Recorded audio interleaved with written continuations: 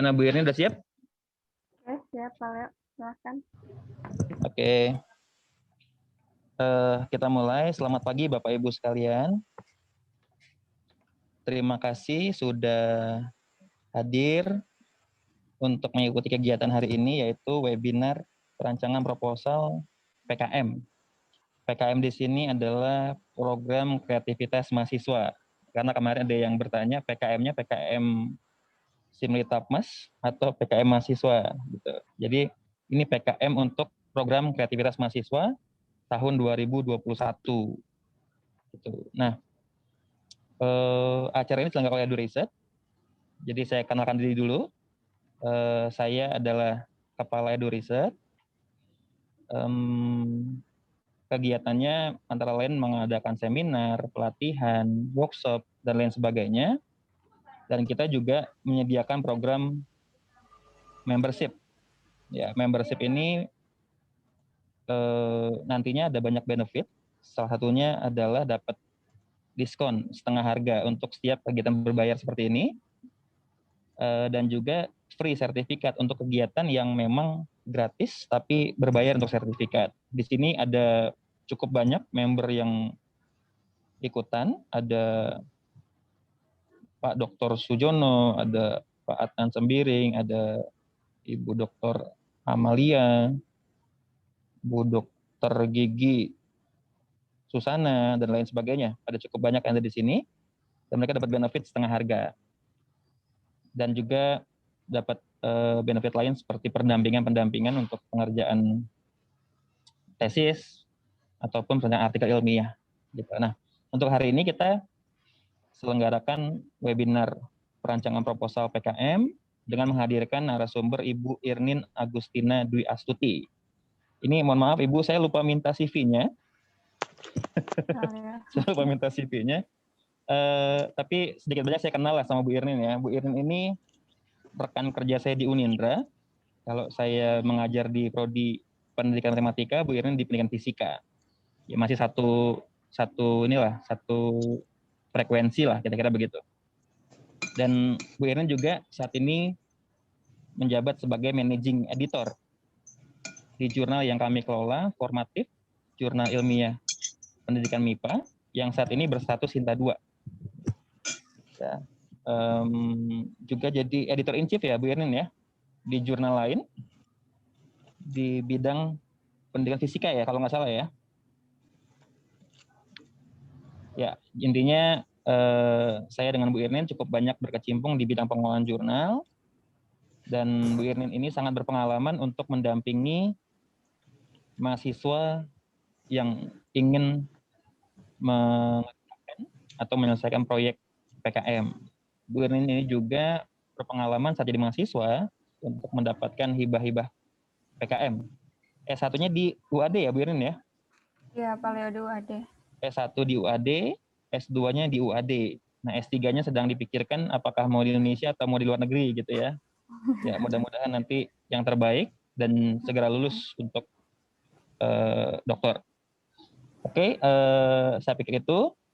Selanjutnya saya serahkan ke Bu Irnin untuk menyampaikan materi, juga nanti langsung tanya jawab, santai saja, artinya santai aja. Format acaranya tidak formal seperti ada moderator dan sebagainya. Dan saya mohon izin juga Bu Irnin ya, tidak bisa mendampingi full, cuma akan saya online terus karena saya masih di rumah sakit ini, lagi di rumah sakit menemani orang tua untuk berobat. Oke, terima kasih. Selanjutnya saya serahkan Bu Irnin, silahkan. Selamat berwebinar. Terima kasih Pak Leo. Oke, Assalamualaikum warahmatullahi wabarakatuh. Selamat pagi Bapak Ibu semuanya dan mahasiswa ya di sini. Saya lihat ada beberapa mahasiswa juga yang ikut dalam acara webinar kali ini. Saya share screen terlebih dahulu sebentar. Oke, jadi pada acara kali ini itu tentang webinar perancangan proposal PKM. Sebelumnya, perkenalkan saya Irene Agustina Dwi Astuti. Saya salah satu dosen koordinator PKM di Pendidikan Fisika Unindra. Jadi di Unindra itu setiap prodi itu memiliki dosen koordinator PKM yang mana di dalamnya itu bertugas menaungi atau mengkoordinasi mahasiswa-mahasiswa yang ingin ikut PKM gitu. Dan alhamdulillahnya selama 2 tahun berturut-turut ini saya sudah membimbing mahasiswa sampai lolos ke PIMNAS ya. Untuk tahun 2019 itu ada di Prodi Fisika itu ada 7 proposal yang lolos. Kemudian 2020 tahun kemarin ada 9 tim yang lolos untuk PKM dan 2 tim lolos PIMNAS gitu. Dan untuk kali ini kami juga sedang mempersiapkan agar nanti bisa mempertahankan prestasinya di dunia atau di bidang PKM. Oke, ini ada alamat blog saya dan alamat email. Kemudian ini ada nomor telepon saya. Mungkin Bapak Ibu atau rekan-rekan mahasiswa mau sharing atau mau seputar tanya jawab setelah acara ini, silahkan. Dan ini juga alamat YouTube saya. Jadi YouTube Privy Channel, di dalamnya juga biasanya saya banyak sharing konten-konten seperti media pembelajaran, artikel ilmiah maupun PKM. Saya sharing di YouTube Privy Channel. Oke, nah PKM ini merupakan program kreativitas mahasiswa. Nah, kata kuncinya adalah kreativitas ya, seperti yang kemarin disosialisasikan oleh Kemdikbud ya. Mungkin ada beberapa Bapak Ibu dosen maupun mahasiswa yang kemarin mengikuti acara live streaming yang diadakan oleh Kemdikbud ya. Jadi kata kunci dari PKM adalah kreativitas. Bagaimana seorang mahasiswa itu berkreasi, berinovasi untuk menghasilkan suatu produk ya yang berlandaskan sains dan teknologi seperti itu. Nah, di sini yang ditekankan adalah mahasiswa. Jadi objek utamanya adalah mahasiswa. Dosen itu hanya membimbing saja, membantu seperti itu. Jadi yang benar-benar terjun semuanya yang melakukan kegiatan selama ini itu adalah mahasiswa, bukan dosen. Jadi dosen hanya bersifat membantu, membimbing saja. Nah, di PKM ini alur penyusunan dari PKM ini yang pertama penyusunan proposal ya. Jadi pada tahun 2021 ini sudah dibuka mulai tanggal 3 Februari. Kemudian biasanya itu ada seleksi dari perguruan tinggi dulu untuk memastikan atau mereview. Kalau di kami biasanya ada seleksi dari prodi gitu. Jadi kami melakukan review dulu proposal-proposal mahasiswa yang sudah dibuat, kami review dulu. Kemudian kami lihat semua, tidak hanya konten saja yang kami review, tapi format-formatnya atau administrasinya. Karena itu yang paling mempengaruhi ketika nanti diajukan ke ke Dikbud ya, ke Simbelmawa. Kemudian setelah itu baru penguploadan proposal, seleksi proposal ini. Nah, kalau sesuai dengan surat edaran kemarin, itu tanggal 28 Februari itu batas terakhir upload proposal ya. Nah, mulai tahun dari 2020 dan tahun ini, upload proposal itu by system, jadi online, dan hanya dari mulai dari daftar isi. Jadi halaman sampul dan daftar cover itu sudah by system. Gitu. ACC dari dosen pembimbing maupun perguruan tinggi itu tidak pakai tanda tangan lagi, tapi by system. Gitu. Nah, kemudian kemarin sempat ada dengar kabar gitu kalau misalkan pengajuan proposal ini dimundur gitu. Cuma belum ada tanggal resminya atau belum ada pengumuman resminya. Jadi untuk pengajuan proposal PKM ini sampai bulan Maret nanti mundur. Kemungkinan kalau nggak pertengahan Maret, akhir Maret seperti itu. Cuma kan belum bisa memastikan ya karena belum ada pengumuman resminya gitu. Kemudian setelah itu pelaksanaan PKM. Nah, di pelaksanaan PKM nanti ini kan ada pengumuman yang lolos nih. Nah, baru terjun pelaksanaan PKM. Pelaksanaan PKM tahun ini itu berbeda dengan tahun-tahun biasanya. Apalagi tahun kemarin ya. Untuk tahun kemarin, tahun 2020, pelaksanaan PKM semua secara online. Kenapa? Karena kemarin tahun 2020 kan di tengah-tengah itu terjadi adanya pandemi ya, pandemi COVID-19, otomatis mengubah semua prosedur atau apa yang biasanya terjadi gitu di PKM ini. Otomatis semuanya secara online gitu. Jadi mahasiswa, antar sesama mahasiswa tidak boleh ketemu kalau tahun kemarin. Nggak boleh tatap muka. Jadi harus secara virtual. Bimbingan pun seperti itu. Jadi dulu tahun kemarin saya membimbing mahasiswa 9 kelompok itu tidak pernah ketemu sama mahasiswa sama sekali.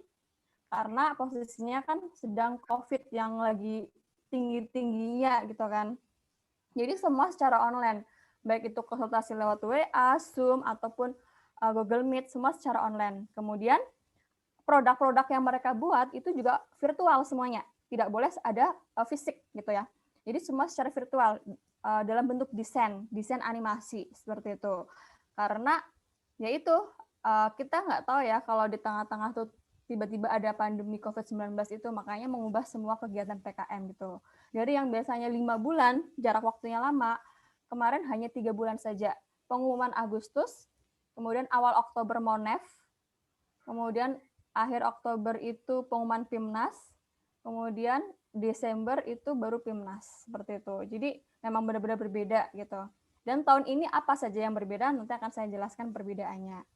Kemudian setelah pelaksanaan PKM ini ada PKP 2. PKP 2 itu maksudnya adalah Monef ya. Kalau dulu namanya Monef, monitoring dan evaluasi. Jadi nanti mahasiswa yang sudah lolos pendanaan PKM ini nanti presentasi mereka.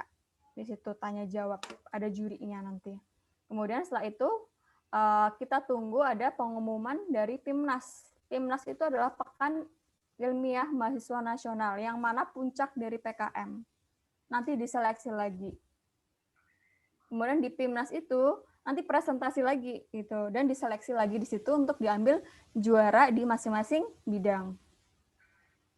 Nah, untuk PKM ini bersifat kompetitif ya. Jadi semuanya itu berhak mengikuti ya. Jadi semua perguruan tinggi, baik swasta maupun negeri, perguruan tinggi dari pendidikan sarjana, terapan, diploma, baik dari PT non politeknik ya.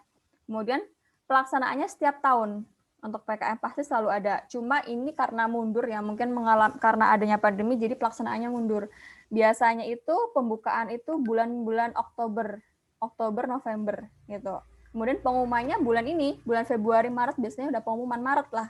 Maret awal itu biasanya udah pengumuman gitu. Tapi karena ini kemarin juga pelaksanaan tahun 2020 mundur, otomatis dampak untuk pengajuan proposal tahun ini juga mundur gitu. Kemudian pelaksanaannya untuk sekarang 3-4 bulan. Yang menyelenggarakan adalah Direktorat Bema Dikti Kemendikbud ya. Dan diakhiri dengan PIMNAS, Pekan Ilmiah Mahasiswa Nasional. Nah, di sini setiap kelompok itu untuk syarat pengusulannya terdiri dari 3-5 mahasiswa. Nah, keanggotaannya setiap mahasiswa itu dalam kelompok minimal itu ada 2 angkatan yang berbeda. Ini dianjurkan ya, gitu. Kenapa? Karena biar ada generasinya. Jadi nanti ketika yang semester atas sudah lulus, punya generasi-generasi di bawahnya untuk mengikuti PKM selanjutnya, gitu. Kalau saya menerapkan ke mahasiswa saya seperti itu. Jadi harus ada angkatan yang berbeda. Seperti kasus kemarin. Jadi kalau tahun dulu itu semester 7 itu boleh mengikuti. Kenapa? Karena pas ketika mereka semester 8 itu pas sedang pelaksanaan PKM. Jadi ketika Monef mereka belum lulus gitu. Tapi belajar dari pengalaman tahun kemarin 2020 ternyata pengumumannya mundur bulan Agustus yang biasanya bulan Maret. Otomatis kan yang anak semester 8 sudah pada lulus ya, sudah pada sidang skripsi gitu. Akhirnya mereka tidak bisa mengikuti dan harus digantikan ke anggotanya. Anggota jadi ketuanya seperti itu atau digantikan oleh orang lain. Nah, makanya untuk meminimalisir adanya seperti itu, jadi harus ada angkatan yang berbeda. Jadi nanti kalau misalnya ketuanya nanti di tengah jalan tiba-tiba nggak bisa atau berhalangan atau bagaimana, atau misalkan sudah lulus seperti itu, bisa digantikan ke angkatan yang di bawahnya gitu. Kemudian mahasiswanya itu aktif belum lulus saat pelaksanaan Monef, itu syaratnya tadi. Kemudian setiap mahasiswa boleh mengirimkan 2 proposal ya. Boleh mengirimkan 2 proposal PKM. Berarti yang satu sebagai ketua, yang satu sebagai anggota. Nggak boleh dua-duanya ketua, karena yang satu nanti proposalnya akan didiskualifikasi. Jadi yang dianggap hanya satu saja yang boleh diajukan gitu. Kemudian setiap usulan wajib mencantumkan surat pernyataan ketua peneliti semua program ya. Nah, kemudian pada usulan PKMPI dan PM itu ada surat pernyataan kesediaan bekerja sama. Nah, di sini ada beberapa perbedaan ya, antara PKM tahun-tahun sebelumnya atau tahun 2020 tahun lalu dengan PKM sekarang. Ini akan saya ringkas. Perbedaannya adalah yang pertama dari segi penamaan ya. Dari segi penamaan. Kalau penamaan PKM tahun 2020 ada PKMP, ada PKMM, PKMT, PKMKC, yang PKM 5 bidang itu. Nah, ini pada tahun sekarang 2021 penamaannya diganti. Jadi yang dulunya namanya PKM penelitian, sekarang namanya PKM riset, PKMR. Kemudian yang sebelumnya namanya adalah PKMM, Abdi Mas Pengabdian Masyarakat, sekarang namanya adalah PKMPM, Pengabdian Masyarakat. Kemudian yang dulunya itu namanya PKM Teknologi, PKMT, sekarang namanya jadi PKMPI. Penerapan IPTEK ini jangan sampai salah tulis karena sekarang sudah diganti. Jadi semua yang ada di proposal terkait PKM ini, misalkan kita mengajukan PKMPM, Abdi Mas ya, Pengabdian Masyarakat ya, berarti di dalamnya tuh kalimatnya tuh PKMPM bukan PKMM lagi. Gitu, jangan sampai salah tulis. Kemudian yang kedua adalah anggaran dana. Mungkin kalau Bapak Ibu tahun kemarin sudah pernah membimbing mahasiswa PKM, kita tahu kalau anggaran dana itu biasanya 5 sampai 12,5 juta untuk yang 5 bidang. Kemudian untuk yang GFK, kemudian AI, GT itu hanya 3 juta. Tapi untuk tahun ini PKM 5 bidang dan GFK itu anggarannya berkurang, 5 sampai 10 juta. Jadi batas maksimal anggaran itu 10 juta, jangan lebih dari itu. Kemudian untuk AI dan GT masih sama. Jadi kalau AI dan GT bukan anggaran ya, tapi insentif atau hadiah. Kalau lolos nanti dapat insentif 3 juta. Gitu. Kemudian yang ketiga adalah jumlah mahasiswa. Nah, jumlah mahasiswa kalau pada tahun-tahun sebelumnya, baik itu PKMKC, penelitian, AI, GT, GFK, itu jumlahnya mahasiswa adalah maksimal 3 orang. Kemudian PKMM dan T 4 sampai 6 orang, PKMK adalah 3 sampai 5 orang. Nah, untuk di tahun ini 2021 jumlah mahasiswanya semua skim 3 sampai 5 orang. Jadi minimal 3, maksimal 5. Itu semuanya, baik itu PKM 5 bidang maupun PKM AI, GT, GFK. Kemudian jumlah proposal setiap perguruan tinggi. Ada penambahan 20% di sini. Jadi pasti setiap perguruan tinggi kan ada kategori klaster ya. Seperti kayak Bapak Ibu dosen kalau di penelitian di Simlitapmas kan ada klaster utama, madya, binaan seperti itu. Nah, di mahasiswa juga ada klasternya.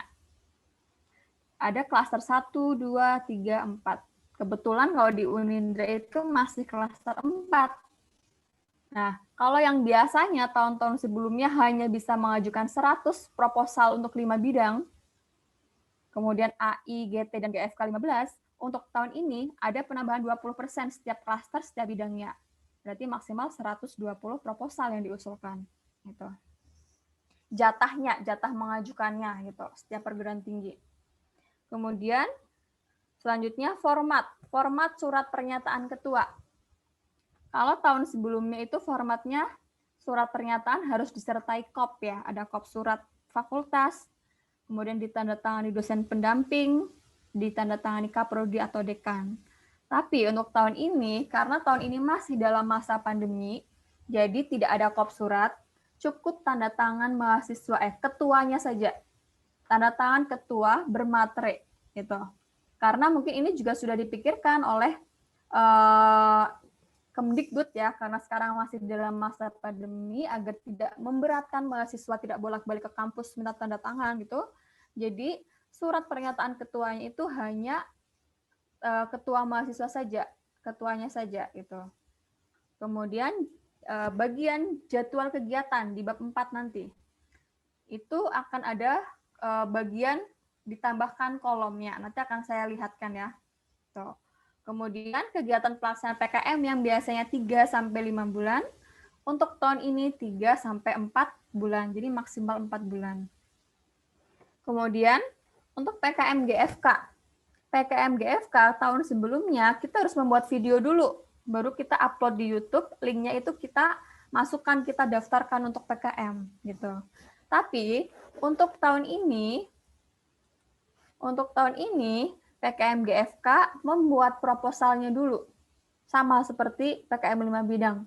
Membuat proposalnya dulu, nanti ketika pengumuman pendanaan baru baru disuruh membuat video. Gitu. Jadi ini perbedaan ringkas antara PKM sebelumnya dan PKM tahun ini. Nah, ini juga sudah ada di pedoman. Jadi ini yang tadi saya ringkas, saya jelaskan satu persatu ya. Nah, untuk PKM 5 bidang, baik PKM R, KC, PI, PM, atau kewirausahaan, kemudian ada PKM GFK dan GT, itu muaranya di PIMNAS. Jadi nanti bidang-bidang ini tuh nanti diseleksi lagi di PIMNAS, gitu. Muaranya PIMNAS. Tapi untuk PKM artikel ilmiah, itu tidak ikut PIMNAS. Muara akhirnya adalah di jurnal.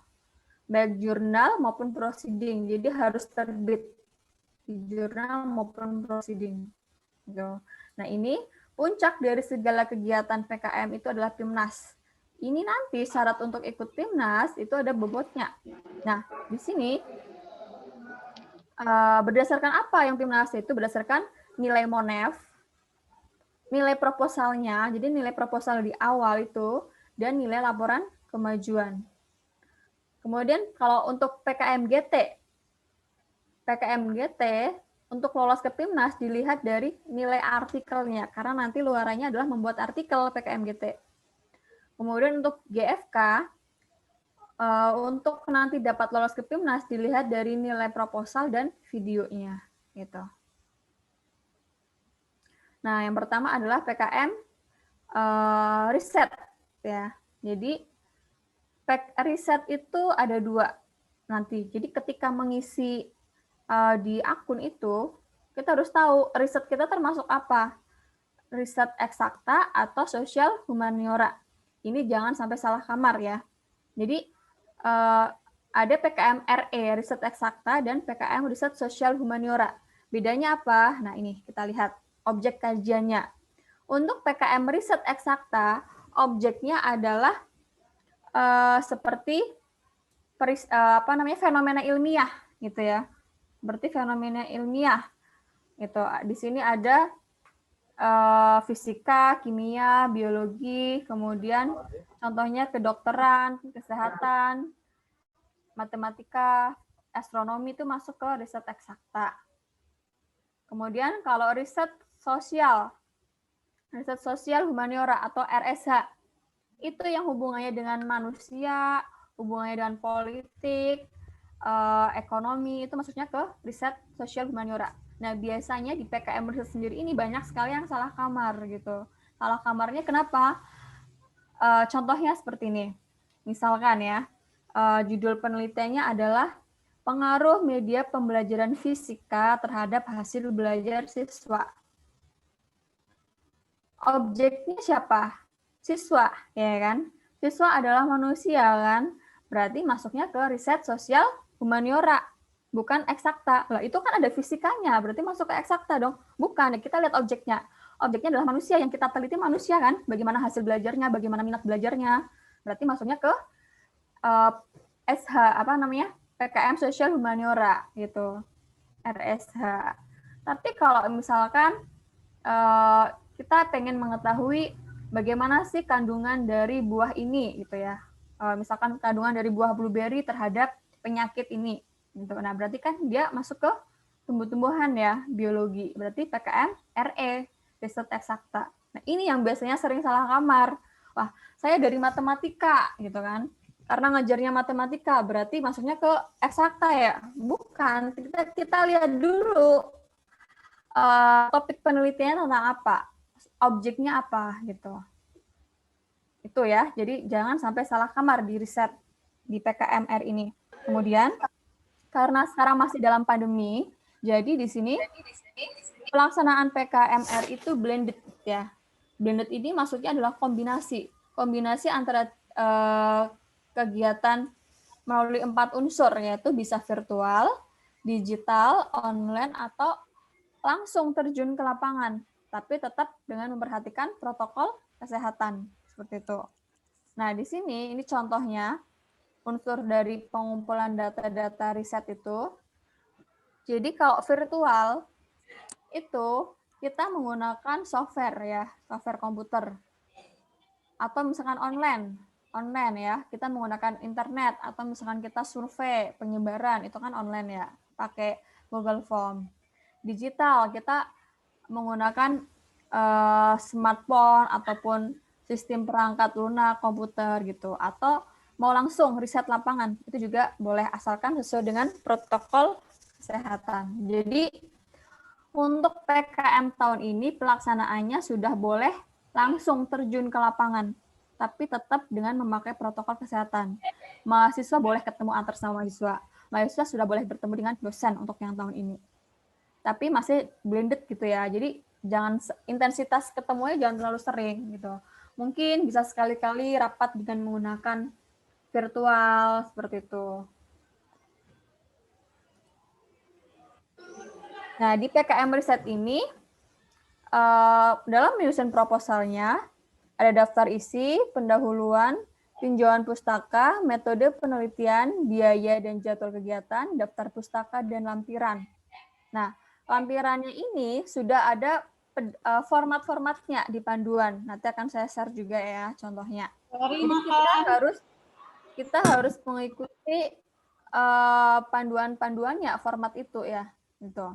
Kemudian luaran wajib. Luaran wajibnya adalah laporan kemajuan, laporan akhir, dan artikel ilmiah.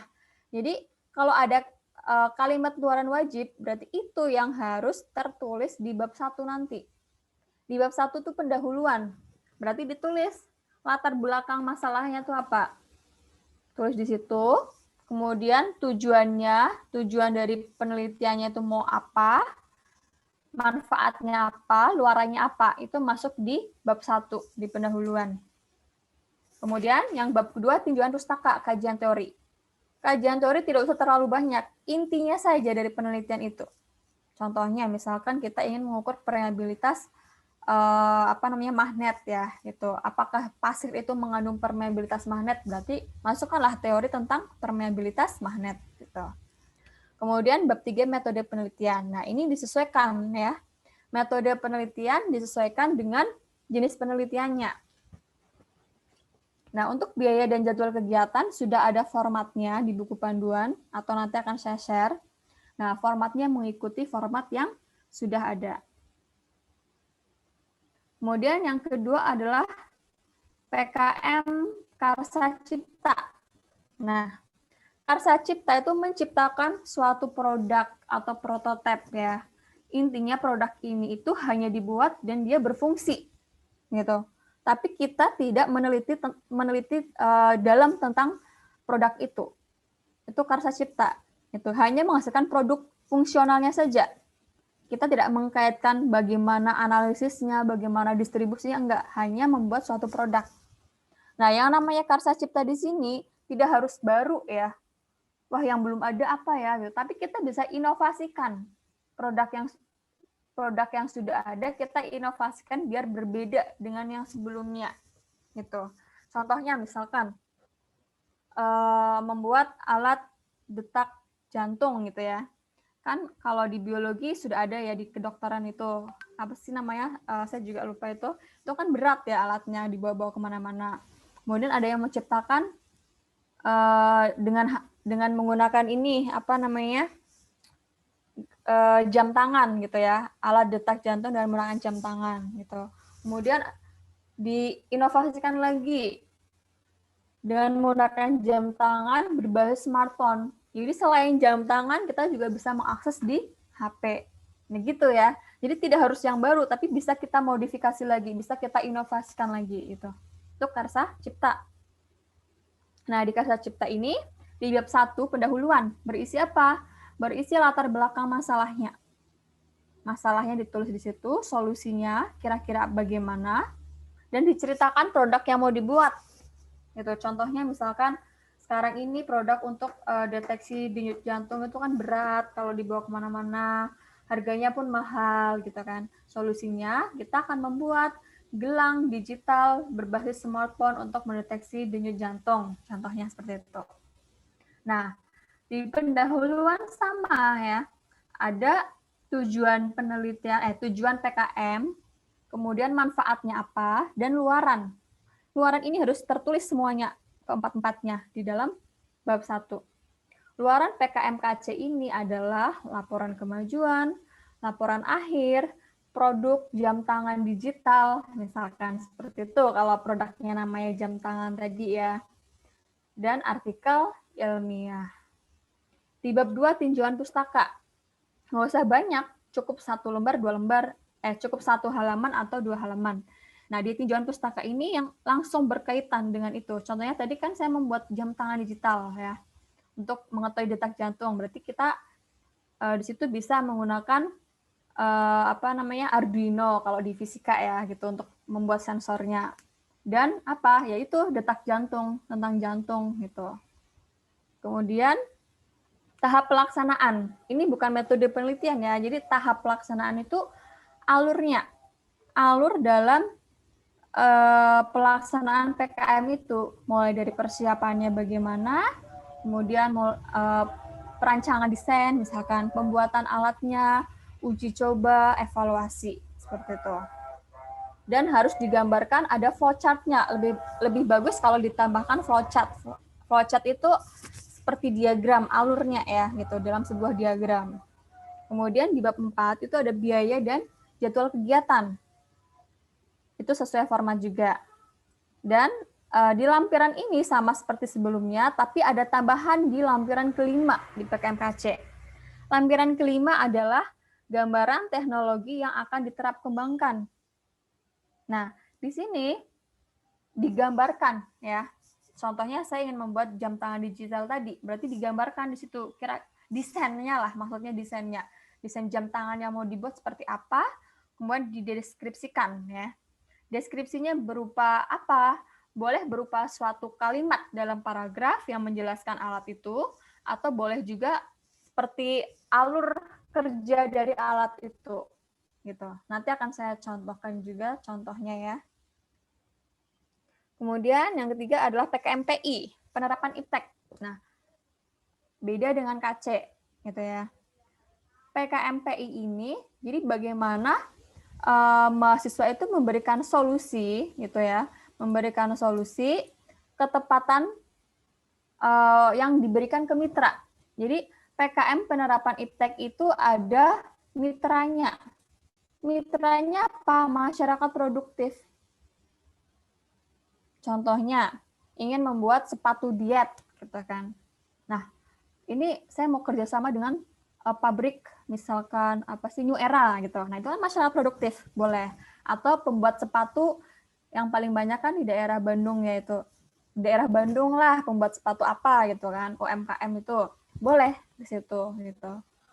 Jadi kalau penerapan iptek ini kita membuat suatu produk atau solusi iptek itu atau jasa, tapi ada mitranya gitu. Mitranya itu yang nanti akan memproduksi produk yang kita rancang atau kita buat seperti itu. Tapi kalau karsa cipta tadi hanya membuat saja. Itu untuk PKM PI ya, gitu. Nah, isinya apa? Daftar isi, kemudian bab 1 pendahuluan sama ya. Latar belakang masalahnya bagaimana, solusinya apa, kemudian tujuan dari PKM PI ini apa, kemudian luarannya. Ini luaran ini juga harus ada. Ini maksudnya adalah bisa berupa buku produk ya, maksudnya produk yang diterapkan atau bukunya seperti itu. Kemudian metode pelaksanaan. Metode pelaksanaan itu tahapannya sama seperti PKMKC tadi, mulai dari persiapan, rancang, mendesain, membuat suatu produknya, kemudian sampai nanti diproduksi oleh mitra seperti itu. Nah, yang membedakan di sini adalah di bagian lampiran ya. Pada PKMPI ini, lampiran 1 sampai 4 itu seperti biasa. Kemudian lampiran 5 di sini adalah surat pernyataan kesediaan dari mitra. Kemudian lampiran 6, gambaran teknologi yang akan diterap kembangkan. Jadi produk yang akan kita buat ke mitra, yang akan didistribusikan ke mitra itu apa? Itu digambarkan di lampiran ke-6. Kemudian lampiran ke-7 adalah denah. Denah lokasi mitra gitu, digambarkan ya, atau di screenshot ke situ. Jarak dari PT ke lokasi mitranya. Nah, kemudian untuk PKM 5 bidang yang terakhir adalah PKM-PM, pengabdian masyarakat. Sama-sama ada mitra seperti PI, tapi bedanya untuk PKM-PM ini adalah, nah ini ruang lingkupnya adalah masyarakat non-produktif. Biasanya sering salah juga di sini mitranya. Masyarakat non-produktif. Siapa masyarakat non-produktif? Berarti dia yang nggak menghasilkan profit gitu ya maksudnya. Contohnya Karang Taruna, ibu-ibu PKK, kelompok pengajian, kemudian lembaga apa sih namanya tuh kayak rumah belajar, rumah taman bacaan, sekolah. Itu termasuk masyarakat non-produktif. Ini juga sering banyak salah gitu. Wah, mitranya mana? Mitranya di RT sekian, apa desa ini? Nggak boleh ya. Jadi dalam hal ini surat mitra itu adalah mitra adalah kelompok kecil tapi yang non-produktif. Jadi bukan kepala desa, bukan RT RW, bukan UMKM gitu ya. Itu mitranya. Apa saja yang bisa dilakukan di PKM PM ini? Yaitu misalkan sosialisasi, pemberdayaan masyarakat, menerapkan iptek ataupun seni untuk memecahkan masalah yang ada di sana, memberikan pelatihan, seperti itu. Nah, di PKM-PM ini, isi dari proposalnya adalah yang pertama, bab 1 pendahuluan ya. Nah, di bab 1 pendahuluan ini, masalah mitra. Masalah mitra itu apa saja dituliskan di situ. Dan nanti diceritakan solusinya di latar belakang ya, diceritakan solusinya. Contohnya misalkan di desa X gitu kan, di sana terdapat banyak sampah ya, sampah dari hasil pertanian, limbah pertanian, tapi tidak dimanfaatkan dengan baik gitu oleh masyarakat sekitar. Otomatis kan jadi polusi ya, polusi lingkungan. Nah, oleh karena itu kita ingin mengolah limbah itu jadi misalkan BBM seperti itu. Nah, di bab 1 ini juga dijelaskan atau ditambahkan ada tujuan dari kegiatan PKM-PM itu apa? Pertama adalah mengadakan pelatihan, pembuatan misalkan BBM dengan tadi limbah ya, limbah sayuran seperti itu. Dan jangan lupa luaran. Luaran yang ada di dalam PKM-PM adalah laporan kemajuan, laporan akhir, kemudian produk programnya.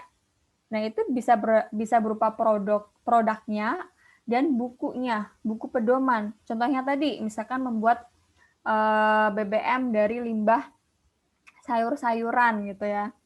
Nah, berarti itu ditambahkan di bukunya.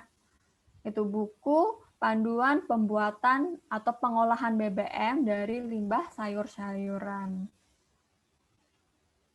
Kemudian bab 2. Bab 2 adalah gambaran umum masyarakat.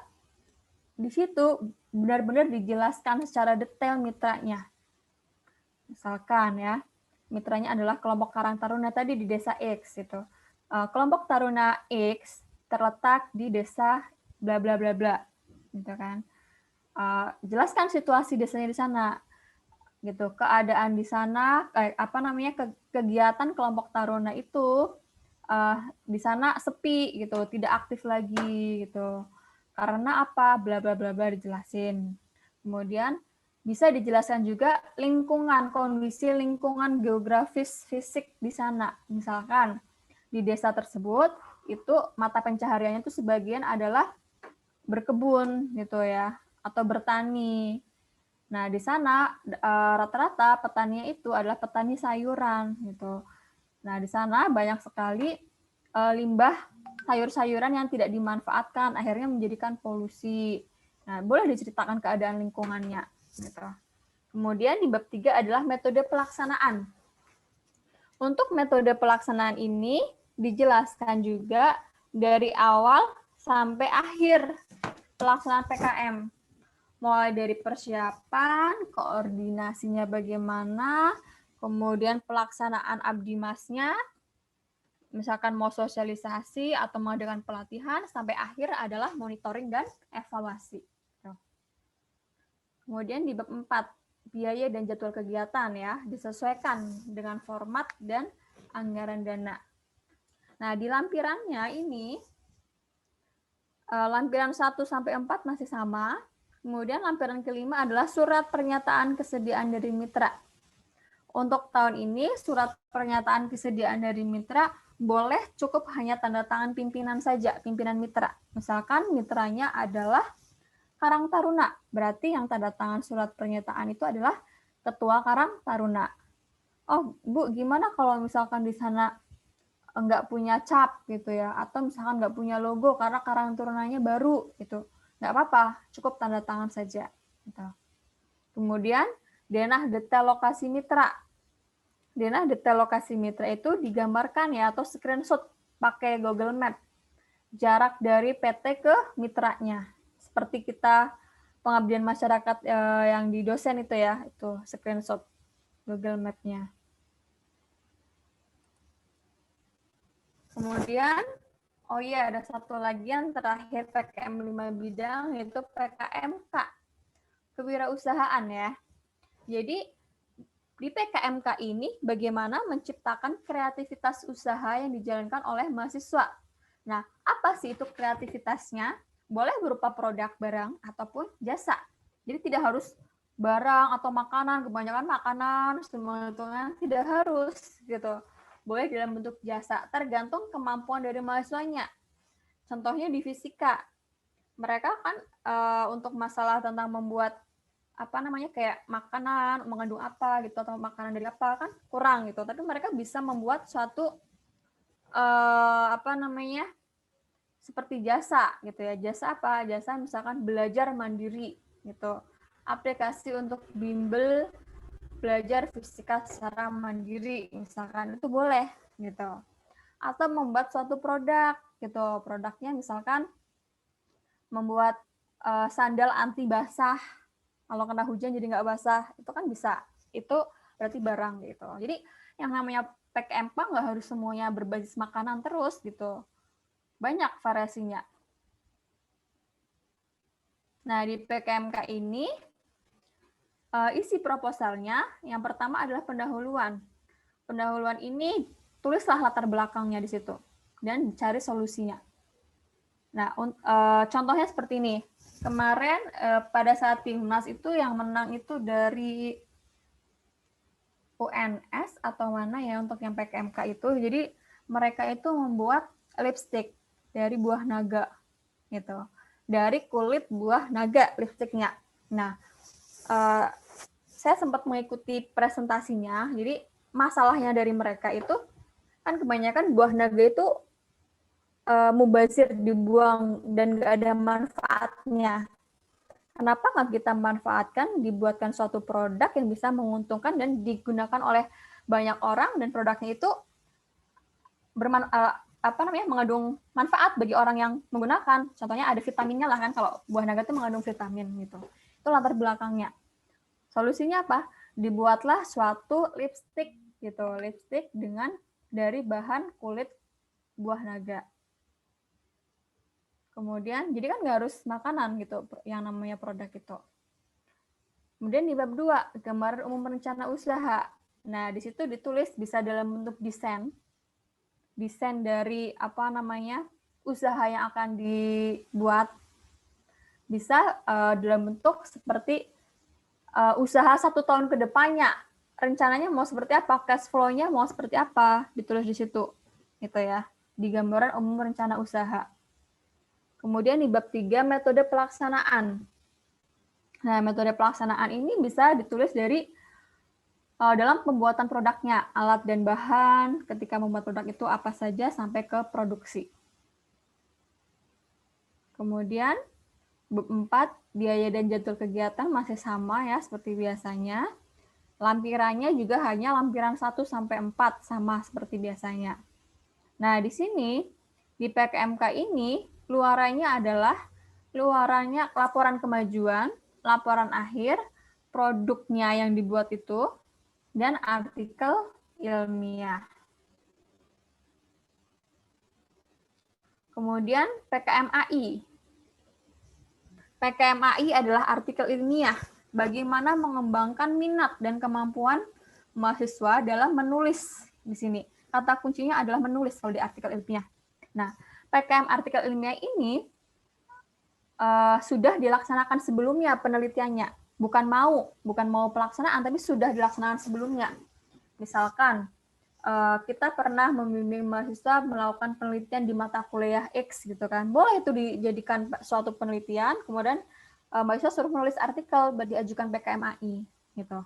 Jadi di PKMAI ini untuk tahun sekarang boleh berasal dari kegiatan penelitian di suatu mata kuliah atau misalkan kegiatan penelitian ketika mereka PPL atau PKL, atau misalkan tahun kemarin mereka lolos pendanaan 2020 tapi nggak lolos PIMNAS.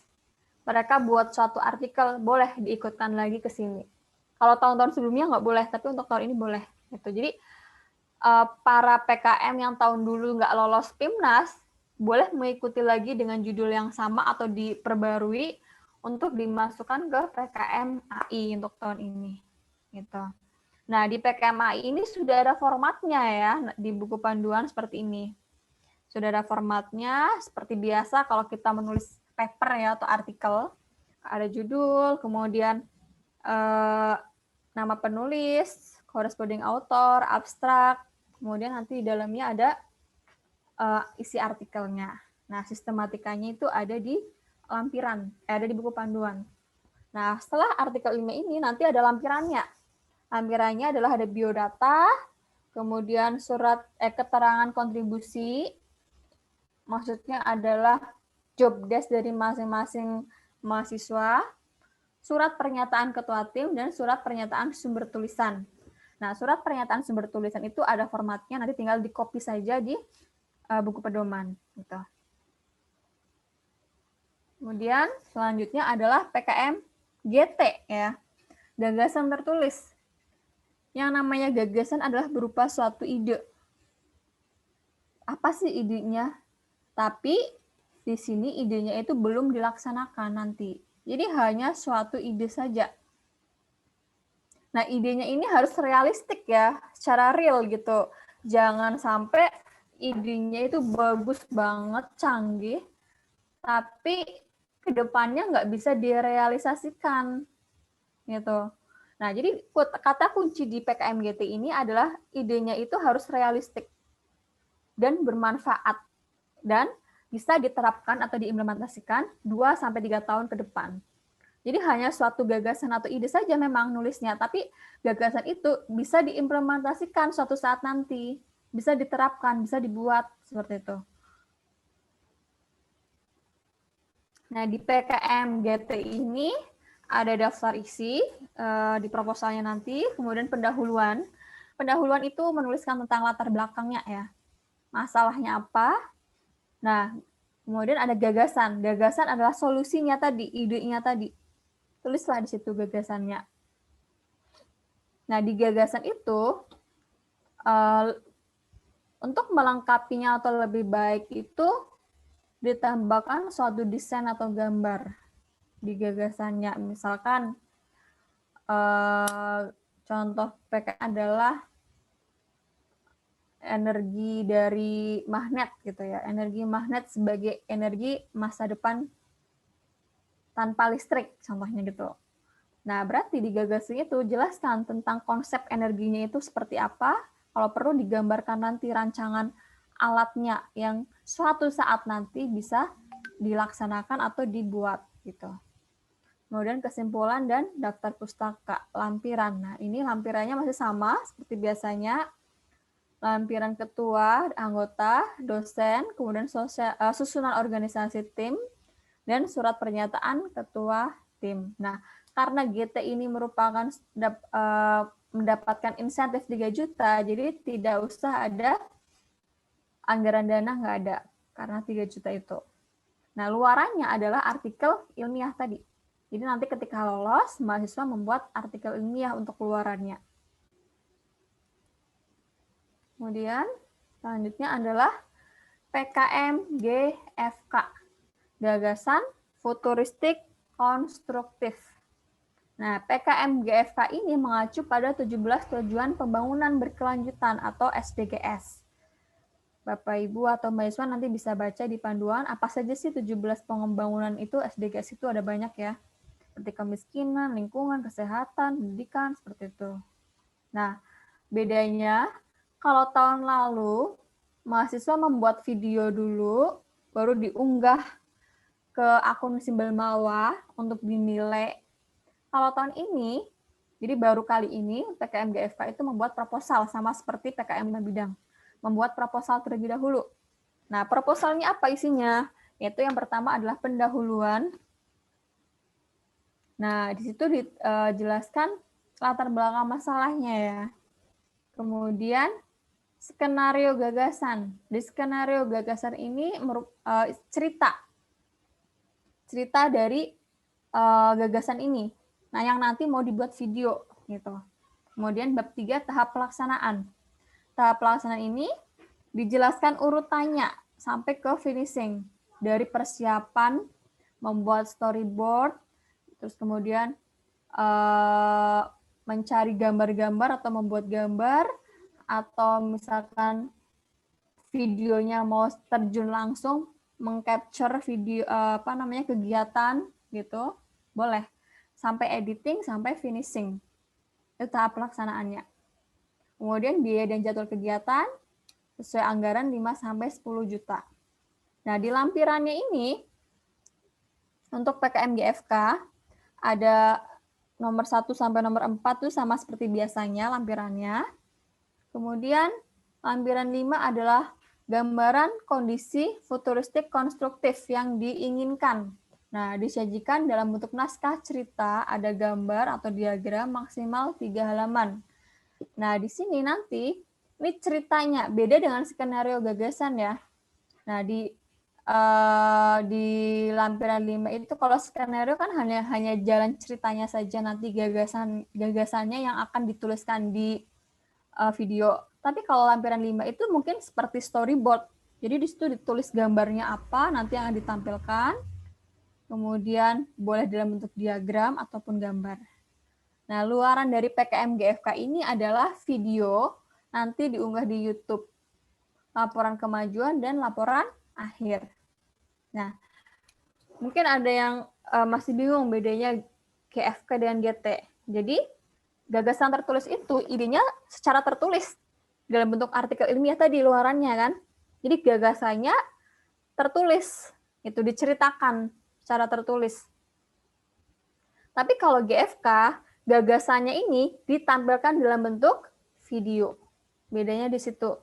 Kalau GT tertulis, kalau GFK ditampilkan dalam bentuk suatu video, dijelaskan. Videonya itu boleh video animasi, boleh video ngerekam langsung, kemudian digabung-gabung, campuran, blended, boleh ya. Jadi pelaksanaannya blended. Boleh videonya langsung sama nanti digabungkan dengan animasi, seperti itu. Kemudian, nah, pengelompokan bidang ilmu. Ini maksudnya apa? Jadi di pengelompokan bidang ilmu ini, nanti ketika mahasiswa mengisi di akun Simbel Mawa, itu mereka ketika sudah memilih jenis PKM-nya, di bawahnya ada pengelompokan bidang ilmu. Nah, di sini juga jangan sampai salah pilih bidang ilmunya nanti. Bidang ilmunya itu bukan disesuaikan dengan prodinya, tapi dengan tema PKM yang dibuat, gitu ya. Contohnya, misalkan membuat drone ya, membuat drone untuk penyerbukan pupuk petani gitu kan. Nah, berarti bidang pertaniannya apa? Bidangnya apa? Masuknya ke pertanian gitu. Atau bisa juga ke teknologi dan rekayasa, bagian teknologi pertanian ini bisa gitu. Jadi bukan dilihat dari prodinya. Misalkan saya dari mahasiswa saya dari pendidikan fisika membuat drone gitu kan untuk sebagai alat untuk penyebaran pupuk. Nah, karena dari pendidikan fisika berarti bidangnya adalah pendidikan, bukan. Tapi tema PKM yang dibuat itu apa gitu, bukan dari asal prodinya. Nah, bagaimana tipsnya? Yang pertama, usahakan administrasinya itu lengkap, proposal maksimal 10 halaman. Kemudian format-formatnya itu sesuai dengan pedoman. Biasanya di reviewer itu mereka akan melihat administrasinya dulu. Kalau administrasinya sudah nggak lolos, nggak bakalan diseleksi lagi. Jadi proses pertama adalah administrasi.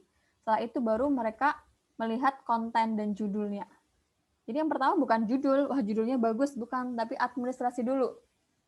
Maksimal 10 halaman, kemudian apakah tulisannya pakai Times New Roman dan sebagainya, itu nanti akan saya jelaskan setelah ini ya. Jadi yang pertama adalah administrasi dulu. Maksimal 10 halaman. 10 halaman dari mana? Itu dari pendahuluan sampai ke daftar pustaka. Yang kedua adalah judulnya unik atau menarik. Gitu. Biasanya reviewer itu akan mengecek di internet. Judulnya itu menarik atau enggaknya. Atau judulnya sudah pernah ada. Mereka akan mengecek di Google ya, gitu. Dicek di situ. Kemudian, apakah itu inovatif, sesuai bidang ilmu atau tidak, atau merupakan suatu kebaruan atau sudah pernah ada. Mereka juga biasanya mengecek di internet. Misalkan membuat alat stick pendeteksi boraks, dicek, udah pernah ada dulu, berarti ini nggak ada inovatifnya, gitu kan. Coba dilihat gambaran teknologinya. Oh, cuma membuat stick kan udah pernah kayaknya dulu sama siswa SD, nggak ada kebaruan gitu. Baru nanti lihat kontennya. Kemudian jangan sampai salah kamar tadi yang sudah saya jelaskan itu. Jangan sampai salah kamar. Nah, kesesuaian administrasi itu nanti ada data atau identitas tim pengusul. Formatnya untuk yang lampiran biodata itu sudah ada di buku pedoman. Itu lengkap, tinggal di copy saja, nanti mahasiswa suruh mengisi. Kemudian format dosen pendamping itu adalah bentuk biodata ya. Nah, biodata dosen di sini berbeda dengan biodata dosen seperti biasanya. Jadi nanti disesuaikan dengan format yang sudah ada. Kemudian biodata tim pengusul. Tadi jumlah dan nomor halaman maksimal 10 halaman. Surat pernyataan ketua pelaksana itu bermaterai dan ditandatangani basah. Kemudian surat pernyataan mitra ada apa enggak? Biasanya dicek di situ di bagian administrasinya. Nah, ini jadi untuk penulisannya judul itu tidak boleh menggunakan akronim. Akronim itu singkatan ya. Kalau tahun 2019 masih boleh. Dulu mahasiswa saya membuat judul unik-unik gitu. Getar seksi friendly karena pelet tari. Gelang pintar pendeteksi frekuensi denyut nadi untuk atlet pelari. Panjangannya gitu. Kemudian ada SIDEMAS, sistem pendeteksi mata sehat. Kan lucu-lucu gitu kan. Menarik. Tapi mulai tahun kemarin tidak boleh menggunakan singkatan atau akronim. Jadi panjang gitu. Contohnya misalkan kemarin yang lolos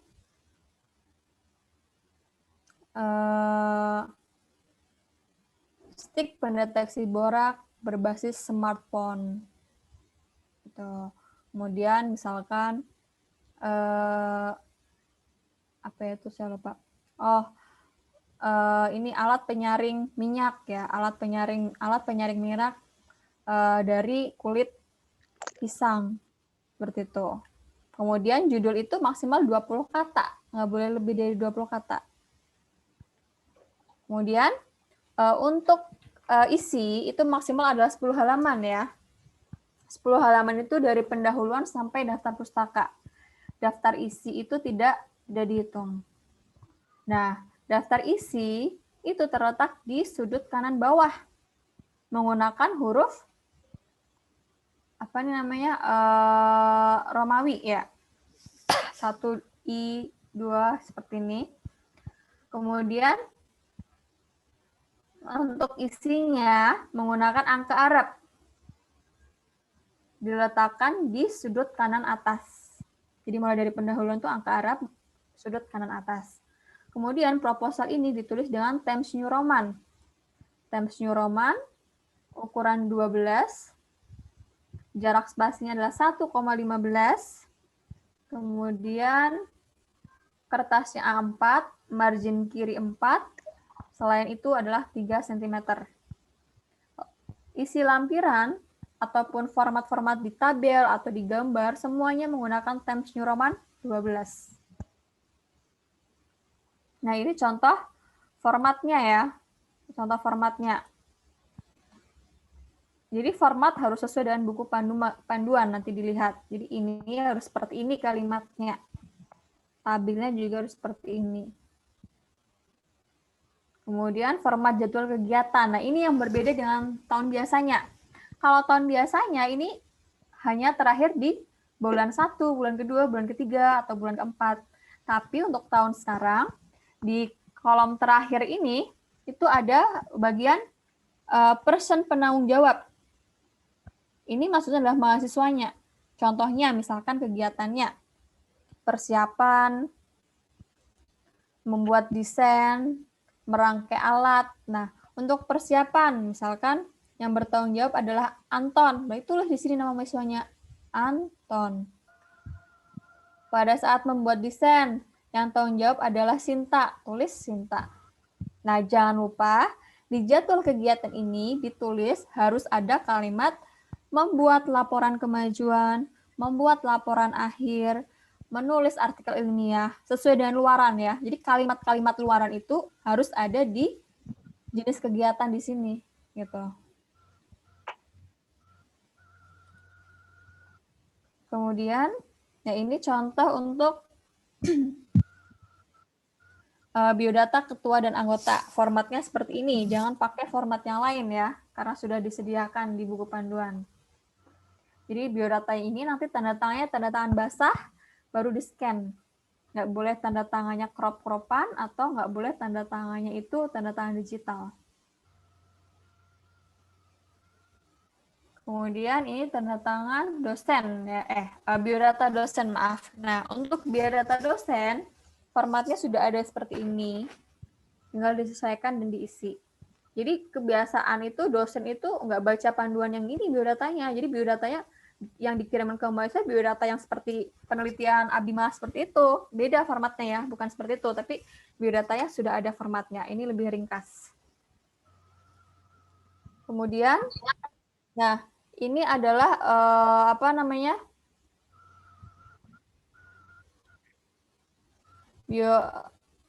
format anggaran, gitu. Nah format anggaran di sini seperti ini. Jadi ada perlengkapan yang diperlukan. Perlengkapan yang diperlukan ini terkait misalkan software, aplikasi, sensor, suku cadang masuk ke sini. Kemudian bahan habis pakai itu terkait apa? Terkait bahan-bahan yang digunakan, ATK masuk ke sini. Nah, usahakan ATK itu terbatas, eceran. Nggak boleh yang paketan.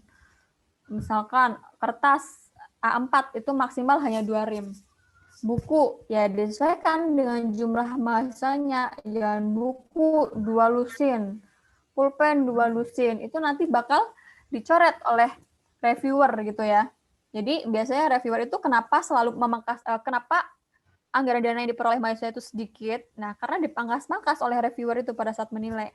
Wah ini terlalu banyak, dipangkas gitu. Seperti dulu tuh pada saat tahun kemarin, itu anggaran dananya itu semua disetarakan. Kalau yang berupa luarannya adalah suatu aplikasi, itu anggaran dananya 4,5 juta tahun kemarin. Tapi kalau selain itu 5 juta, sama semuanya. Karena ada pengurangan dari kementerian ya, itu ya, karena adanya COVID itu. Tuh. Tapi tahun-tahun sebelumnya untuk anggaran dana ini biasanya disesuaikan. Itu dulu mahasiswa saya pernah mendapatkan 9,8 juta, padahal mengajukannya 12 juta. Itu. Jadi tidak semua yang kita ajukan itu di ACC, karena di sini nanti reviewer akan melihat dipangkas gitu. Benar nggak sih harganya sekian? Misalkan sensor Arduino benar nggak sih harganya 500.000? Dicek. Kalau merasa janggal dicek biasanya di Google. Wah, harganya cuma 50.000, coret seperti itu. Jadi kenapa yang didapatkan mahasiswa itu nggak sesuai dengan yang dianggarkan gitu. Kemudian karena sekarang masih dalam pandemi, jadi di bahan habis pakai ini jangan lupa ditulis bahan-bahan kebutuhan protokol kesehatan gitu ya di sini. Nah, seperti apa? Seperti masker, sanitizer, buat rapid test atau face shield, itu boleh ditambahkan di sini. Nah, untuk perjalanan itu tidak boleh perjalanan keluar kota. Hanya untuk transport lokal, seperti transport untuk pembelian alat dan bahan, transport untuk uji coba pelaksanaan, misalkan seperti itu. Nah, di bagian lain-lain itu seperti sewa, kemudian pembelian pulsa atau internet, itu di biaya lain-lain ya. Misalkan mahasiswa membuat suatu produk, tapi kan harus jelas gitu ya. Berarti harus ke tukang las mereka. Nah, biaya sewa las berarti masuk ke sini gitu. Kemudian untuk pulsa diperbolehkan. Kan untuk komunikasi, internet juga diperbolehkan. Yang tidak diperbolehkan adalah konsumsi nggak boleh, honor untuk mahasiswa dan dosen nggak boleh, kemudian kegiatan keluar kota seperti seminar keluar kota nggak boleh. Gitu. Tapi untuk akses jurnal ataupun publikasi ilmiah itu diperbolehkan. Kemudian, nah ini adalah lampiran susunan organisasi tim kegiatan ya. Lampirannya seperti ini. Namanya siapa aja, program studi, bidang ilmu, alokasi waktu dan uraian tugasnya. Dan ketuanya ngapain aja nanti tugasnya, anggotanya apa, seperti itu. Seperti biasanya. Kemudian ini adalah surat pernyataan ketua. Nah, untuk surat pernyataan ketua sudah ada formatnya, tinggal nanti Bapak Ibu dan adik-adik mahasiswa tinggal di copy saja, disesuaikan, tinggal diisi. Jadi hanya seperti ini nama ketua, NIM, program studi fakultas, di sini ditulis. Dengan ini menyatakan bahwa proposal PKM apa ditulis di sini dengan judul titik-titik, masukkan judulnya, yang diusulkan untuk tahun anggaran 2021 di sini ya. Gitu. Kemudian di sini tulis kota, tanggal, bulan, tahun yang menyatakan ini tanda tangan ketua. Jangan lupa menggunakan materai 10.000. Kemudian setelah ditandatangani di scan semuanya. Kemudian ini adalah format surat pernyataan mitra. Jadi formatnya hanya seperti ini.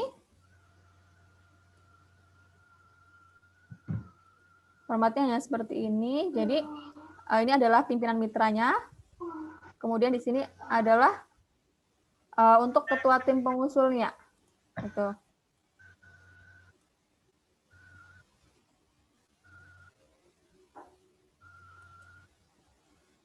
Kemudian di sini untuk mitra hanya berupa tanda tangan saja ya. Itu tanda tangan pimpinannya saja di sini.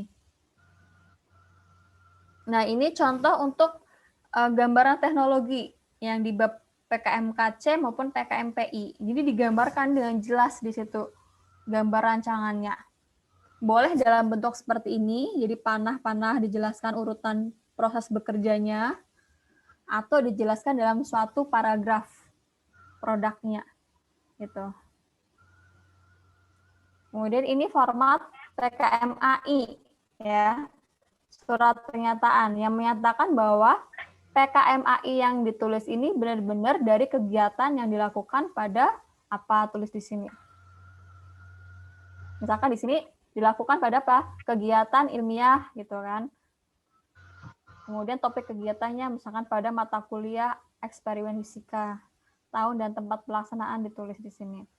Dan naskah ini belum pernah diterbitkan atau dipublikasikan dalam bentuk proceeding maupun jurnal sebelumnya. Ini adalah tanda tangan dari ketuanya.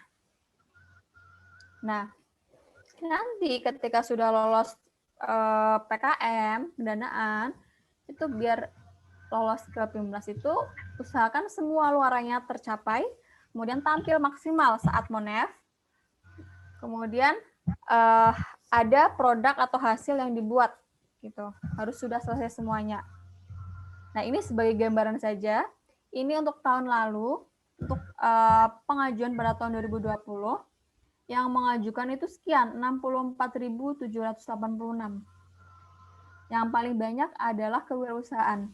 Jadi penilaiannya itu bukan berdasarkan kuota. Misalkan kuota PKMK hanya 200 gitu, bukan, tapi sesuai passing grade. Saya kurang tahu passing grade-nya berapa. Nah, misalkan passing grade-nya ada 500, ya udah berarti yang proposal yang passing grade-nya lebih dari 500 itulah yang lolos seperti itu. Nah, bisa kita bandingkan untuk PKM penelitian eksakta. Jumlah proposal yang masuk adalah 13.389. Yang lolos hanya berapa ini PKMK? PKM riset ya, penelitian. Nih, yang lolos hanya 1.262. Jadi memang persaingannya sangat ketat gitu ya. PKMKC pun seperti itu. PKMKC yang masukkan proposal hanya 7.191. Tapi yang lolos hanya 675. Nah, nanti ini diseleksi lagi untuk masuk ke PIMNAS. Nah, untuk PKMKC kemarin yang lolos ke PIMNAS hanya 100 tim. Gitu. Ini contoh. Nah, ini 10 besar PIMNAS kemarin, juara umumnya adalah dari UGM. Nah, ini PKMKC hanya 100 tim yang masuk ke PIMNAS.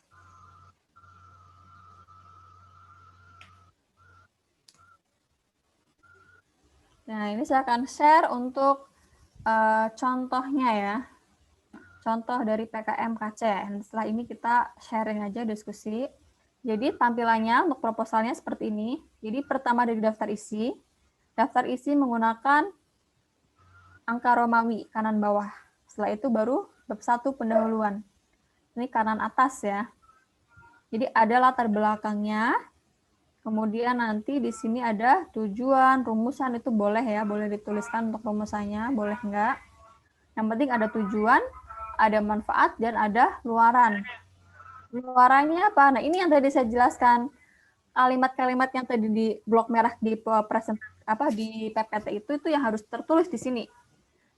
Ada alatnya, ini contoh PKMKC, ada alatnya, laporan kemajuan PKM dan laporan akhir, dan artikel ilmiah. Nah, untuk haki itu sunnah ya, boleh dituliskan, boleh enggak. Gitu. Yang penting ada kalimat ini nih, keempat ini. Produknya, laporan kemajuan, laporan akhir, dan artikel ilmiah itu. Kemudian di bab 2, nah bab 2 itu singkat aja. Ini contohnya adalah menggunakan sistem piezoelektrik. Jadi mereka membuat suatu listrik atau sumber energi listrik tapi menggunakan sistem piezoelektrik gitu. Jadi tanpa listrik, menggunakan pakai prinsip energi pegas kalau di fisika. Nah, tahap pelaksanaan, waktu dan tempat pelaksanaan, berapa bulan, seperti itu dituliskan di sini. Tapi ini nggak perlu dituliskan bulannya ya, karena untuk PKM sekarang kan belum tahu, tidak seperti PKM sebelumnya. Kalau PKM sebelumnya kan memang pelaksanaannya April sampai Agustus, makanya ini ditulis gitu. Tapi mulai dari kemarin karena adanya pandemi, mengubah semuanya, jadi tidak perlu dituliskan bulannya apa, tapi cukup ditulis selama 3 bulan titik, selama 4 bulan titik, seperti itu ya. Kemudian alat dan bahan apa saja. Tahap pelaksanaan dari persiapan, perancangan, merangkai alat, pengujian, sampai ke evaluasi. Gitu. Nah, ini adalah flow chart-nya, contohnya seperti ini. Kemudian di bab 4 seperti ini formatnya. Nah, nanti di PKM yang terbaru ditambah 1 kolom lagi di belakang, itu adalah person penanggung jawab. Jadi di sini harus ada kalimat apa? Penyusunan artikel ilmiah, penyusunan laporan kemajuan, penyusunan laporan akhir. Membuat produknya. Jadi kalimat yang tadi di luaran itu harus ada di sini juga. Gitu. Daftar pustaka.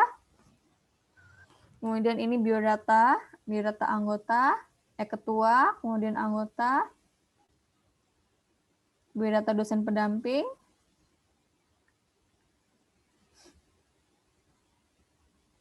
kemudian justifikasi anggaran, disesuaikan dan formatnya,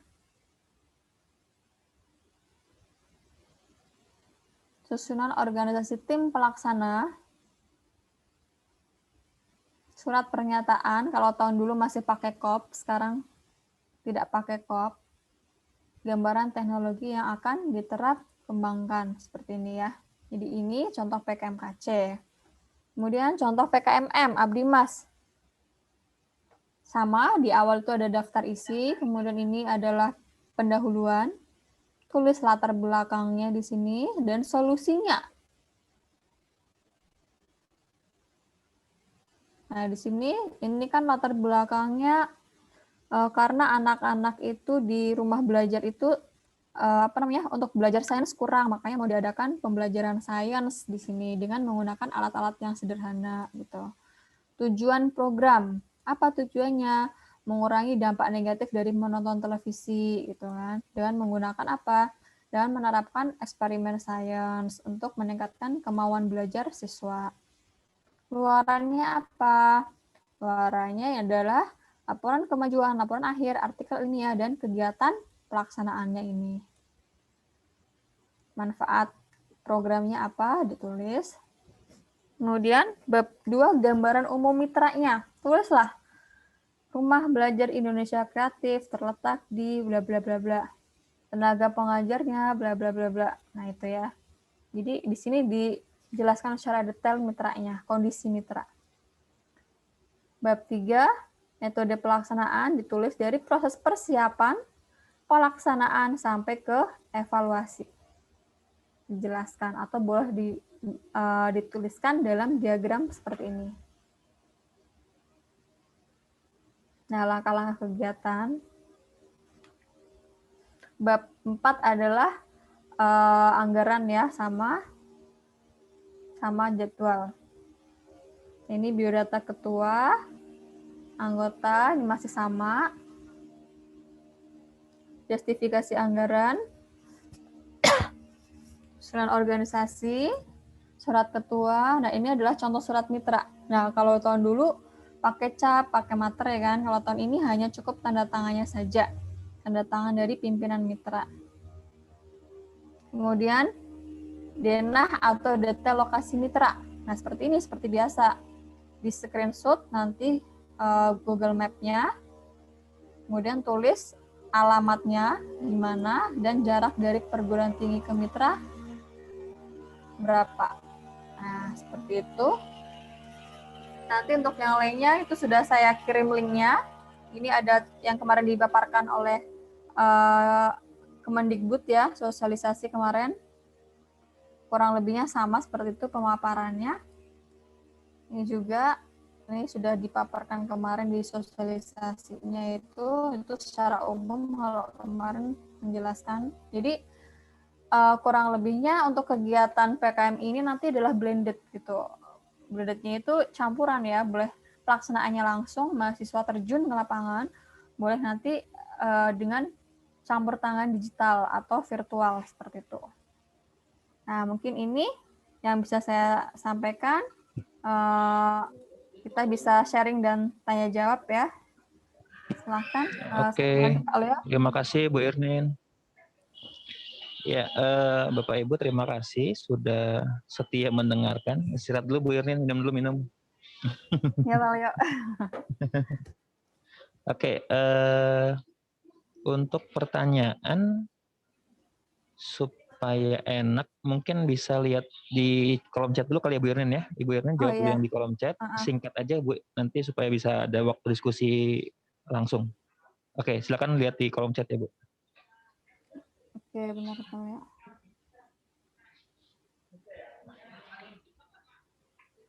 Itu dari Wahyu Maulana, Oke, Wahyu ya. PKMPM. Dari Wahyu Maulana, izin bertanya untuk PKMPM, objeknya kan masyarakat non-produktif. Nah, jika masyarakatnya jika objeknya adalah masyarakat produktif tapi sulit berkembang dan semakin diperparah dengan kondisi COVID saat ini, apakah itu masuk dalam masyarakat non-produktif? Maksudnya mungkin ini kali UMKM gitu ya, Pak? Ya, mungkin Ada awalnya non-produktif, tapi ada yang produktif, tapi sekarang jadi nggak berkembang. Saya pikir ya masuk kategori ya. Nah, kalau kemarin sosialisasi dari Kemdikbud itu, jadi kalau untuk PKMPM ini masyarakatnya produktif diperbolehkan, asalkan tema dari kegiatan PKM itu bukan mengarah ke produktif, gitu loh Pak. Jadi misalkan nih, masyarakatnya adalah UMKM gitu kan itu masyarakat produktif, tapi nanti kegiatan pengabdian masyarakatnya tuh misalkan pelatihan apa gitu kan, atau misalkan tentang kita memberitahu tentang adanya kesehatan untuk sosialisasi ke kesehatan itu boleh. Yang intinya untuk kegiatan PM itu bukan mengarah ke profit gitu. Jangan pelatihan di daerah itu gitu, tapi bukan untuk meningkatkan profit, itu masih diperbolehkan Pak. Jadi masyarakatnya boleh masih yang produktif, tapi kegiatan abdi masya tidak mengarah ke yang profit seperti itu. Oke, siap. Yang kedua, jika mahasiswa menulis untuk PKMAI dari penelitian orang lain, dosen atau mahasiswa lain. Nggak boleh Pak, kan di situ ada surat pernyataannya nanti di akhir. Jadi di lampiran itu ada surat pernyataan yang menyatakan bahwa sudah melakukan penelitian sebelumnya yang dilakukan dalam bentuk apa, di situ ada pilihannya, misalkan dalam kegiatan di mata kuliah atau kegiatan PKL atau PPL seperti itu. Jadi harus benar-benar penelitian mahasiswa yang sudah penelitian dilakukan sendiri ya. Penelitian sendiri gitu. Oke, berikutnya itu dari Angel Erpa, agak panjang Bu, silakan dibaca. Oke. Dari Angel Erpa, Universitas Boswa Makassar. Wah, jauh banget ini ya Bu. Dari Makassar, izin bertanya, apakah dalam tim tidak masalah semuanya adalah dari angkatan yang sama gitu? Sebenarnya itu nggak masalah, cuma disarankan saja Bu gitu, disarankan itu berbeda angkatannya gitu, karena nanti untuk regenerasi sama seperti gini. Jadi kasusnya kemarin diceritakan itu, misalkan ada dua tim itu nilainya sama passing grade-nya, tapi misalkan passing grade-nya sama gitu nilainya, tapi nanti misalkan ternyata kuota dananya sekian gitu kan, otomatis kan ada satu tim yang nggak masuk, nggak lolos. Nah nanti dilihat dari segi situ, apakah antara kedua tim itu salah satu angkatannya sama atau berbeda. Nah yang berbeda nanti yang diloloskan seperti itu. Itu kemarin dari reviewer seperti itu dijelaskannya. Oke. Kemudian berarti cara lebih baik beda ya. Lebih baik beda gitu. Oke, nomor malah 2. lebih bagus lagi kalau berbeda prodi, tapi program studi gitu. Oke, Cara nomor 2 merumuskan gimana nih? Nah sebenarnya kalau untuk penelitian itu disesuaikan dengan masalah yang ada tuh apa, seperti kayak kita penelitian biasa sih seperti itu. Betul, ya. Oke, untuk penelitian yang menggunakan kuesioner sebaiknya ditaruh di lampiran berapa? Nah, untuk penelitian itu kan masih dalam bentuk proposal, Bu. Jadi belum penelitian nanti untuk PKM riset. Jadi untuk PKM riset itu baru mengumpulkan, kita mengajukan proposalnya dulu gitu. Untuk masalah itu nanti kuesionernya itu menggunakan online ataupun kuesioner pakai kertas, paper base gitu. Itu nanti di laporan kemajuan. Nanti kalau udah lolos, baru nanti kuesioner itu kita lampirkan. Kan nanti ada lampiran-lampiran ketika di laporan kemajuan, itu baru boleh dilampirkan di situ. Tapi ketika awal seperti ini, misalkan mungkin di sini kuesioner ini kali ya, observasi awal kali ya Bu. Nah, kalau untuk observasi awalnya di sini, kuesionernya nggak usah diletakkan di itu. Mungkin langsung dijelaskan aja secara ringkas hasilnya bagaimana, digambarkan di dalam bentuk diagram atau diceritakan di bagian latar belakang gitu. Untuk penelitian yang dilakukan di salah satu kota, anggota yang berdomisili di luar kota apakah tidak masalah? Gitu. Nah, kan sekarang bisa pakai online ya Bu. Jadi untuk penelitiannya itu tidak harus semuanya terjun langsung, bisa menggunakan misalkan kalau misalkan Ibu pengen penyebaran angket itu kan bisa kita pakai Google Form. Itu bisa secara online. Oke. Materai yang digunakan 6.000 atau 10.000? 10.000 ya, Pak. Nah, untuk materi 10.000 sudah ada, nanti bisa kita Bapak Ibu dan mahasiswa bisa ngecek di kantor pos. Kalau kantor pos sudah ada materi yang 10.000. Tapi kalau di kayak fotokopian mungkin belum tersedia gitu. Oke, Ibu Friza. Dari Bu Friza, apakah format yang digunakan di Prodi Bahasa Indonesia seperti itu? Semuanya sama ya? Formatnya sama, tinggal disesuaikan dengan PKM yang akan diajukan itu mau tentang apa gitu. Formatnya semuanya sama. Oke, ini untuk Pak Wahyu sama Bu Nurmalia minta itu tadi yang contoh-contoh tadi mungkin bisa di-share ya, Bu. Saya udah share linknya ke Pak Leo. Nah, di situ ada semuanya dalam satu folder itu. Di Google Drive tadi ya? Oke, itu sudah ada di grup berarti ya. Pak Wahyu sama Bu Nurmalia udah ada di grup, tinggal di-download saja. Lanjut ke Nazriatul Latifah. Silakan, Bu. Judul proposal kalau ada salah satu akronim apakah diperbolehkan? Kalau saat ini tidak diperbolehkan gitu. Jadi usahakan judulnya itu nggak usah disingkat, panjang saja, tapi boleh menggunakan campuran pakai bahasa Inggris. Itu kayak kemarin itu juga di kelompok tim kami ada yang judulnya pakai bahasa Inggris semuanya, ada yang campuran, yang penting tidak disingkat gitu. Oke, nggak boleh disingkat ya? Ya, nggak boleh disingkat. Berikutnya ini Pak Sujono. Ya. Untuk PKM apakah kerjasama antar prodi dan institusi diperbolehkan? Nah, untuk PKM nggak boleh ya Pak. Jadi kalau antar institusi tidak boleh, tapi kalau antar prodi boleh, masih dalam satu lingkup kampus gitu masih diperbolehkan. Nah itu malah bagus gitu, karena misalkan contohnya seperti ini, di tim kami itu kan ada yang membuat deteksi boraks berbasis smartphone gitu kan. Nah memang di fisika mereka belajar tentang sensor, otomatis kan paham tentang alat-alat deteksi atau sensor. Nah kemudian mereka menggandeng prodi lain, mahasiswa dari prodi lain yaitu biologi. Kenapa dari biologi? Karena untuk masalah tentang kandungan makanan, merkuri, dan sebagainya kan yang paham adalah orang biologi. Nah, berarti kerjasama dengan prodi lain, yaitu prodi biologi. Gitu. Usahakan untuk kerjasama dengan prodi lain itu disesuaikan dengan temanya. Jangan asal ngambil prodi di luar, tapi disesuaikan dengan tema PKM. Contohnya misalkan membuat media pembelajaran bilingual. Itu ya, dari matematika ada yang membuat media pembelajaran bilingual, berarti nanti kerjasamanya dengan prodi bahasa Inggris seperti itu. Masih dalam satu kampus, tapi kalau berbeda kampus tidak diperbolehkan. Oke, untuk Bu Friza, ya nanti ada kopi materi sama sertifikat kita kasih. Oke, itu pertanyaan lengkap di chat. Saya buka sekarang 2 pertanyaan dari Zoom. Silakan Bapak Ibu yang ingin bertanya boleh open mic.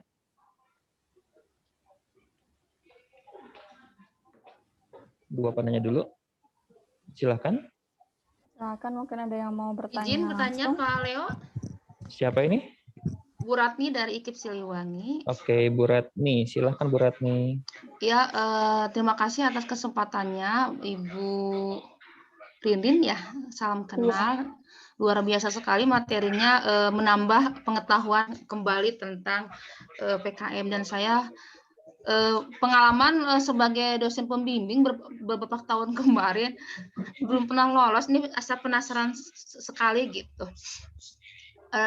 Dan kali ini saya akan membimbing kembali 3 mahasiswa, dan ternyata tahun kemarin itu saya salah masuk kamar begitu. Benar-benar yang tadi Ibu tampilkan di poin terakhir ya, itu hati-hati pada saat di administrasi itu jangan masuk kamar. Baik, dan saya pernah sekali lolos sih tahun 2018 tentang PKM kalau dulu ya Bu Irin ya, tahun 2018 itu PKMP penelitian. Kalau tahun sekarang di PISA ya eksakta ada sosial humaniora ya, betul. Nah, saya ingin bertanya kembali berkaitan dengan saya 3 tim, yang 2 itu PKM SH ya sosial humaniora, dan yang satu PKM PM sekarang ya.